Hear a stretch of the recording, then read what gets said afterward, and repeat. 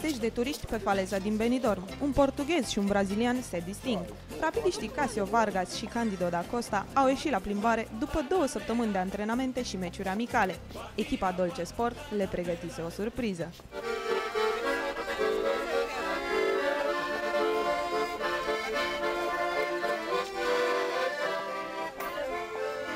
La capătul falezei de la Marea Mediterană există un loc special și original. Toți turiștii din Benidorm își pot lăsa o amintire inedită. Pe fiecare balustradă a unor scări stau lanțuri de care oricine își poate agăța un lacăt pe care să scrie un mesaj.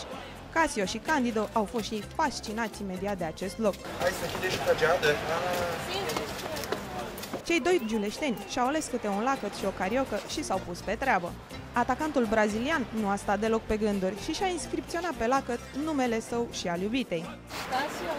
Suzy. Escreveu o quê?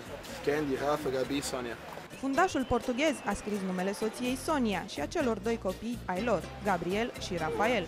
Problema a apărut abia când rapidiștii au trebuit să treacă și data. Prea multe zile de cantonament i-au făcut să piardă șirul. Viu hoje. Viu hoje. Que dia é hoje? Ce zi e azi?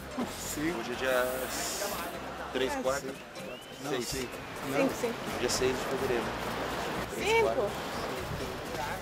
Não, eu 5. Hoje é 6. 5. Dilemă lămurită. Mai lipsea doar să găsească fiecare o zală potrivită pentru lacăt. Cássio ceva mai tacticos decât Cândido. Dar Cássio și Cândido abia își făcuseră încălzirea. Au profitat și și-au lăsat mesaje și pe stâncă. Bineînțeles, nu au uitat rapidul. Força Rapid.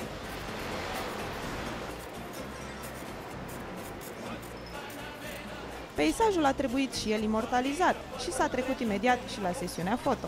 Cândido a fost cel care s-a distrat cel mai tare. Fundașului i-a venit o idee năstrușnică spre surprinderea tuturor.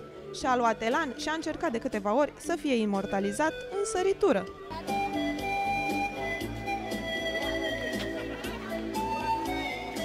După încă o serie de poze, Cássio și Cândido s-au odihnit puțin și au vrut să vadă toată plaja în detaliu printr-o lunetă, dar din nou au avut o problemă. Nu-i gratis, €1. Não, não é grátis. Gastou dinheirinho.